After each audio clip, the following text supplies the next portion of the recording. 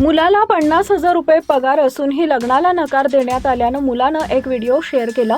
नकारामागील कारण समजल्यावर तुम्हीही डोक्याला हात लावाल। एका मुलीकडून नाही तर अनेक मुलींनी त्याला एकाच कारणामुळे नकार दिलेला आहे। त्यानं व्हिडिओ शेअर करत सांगितलेली गोष्ट तुम्हाला पटवून देईल की शेवटी तुम्ही जे काम करता तेच सर्वात महत्त्वाचं असतं।